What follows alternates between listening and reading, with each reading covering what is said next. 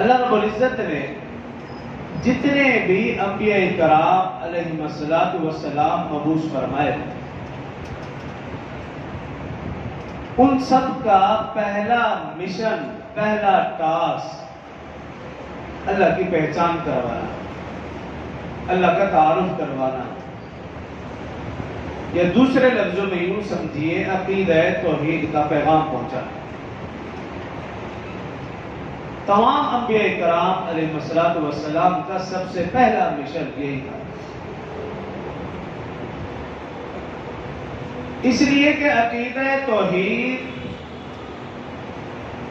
تمام عقائد کا دار و مدار عقیدہ توحید پر، تمام اعمال کا دار و مدار عقیدہ توحید پر۔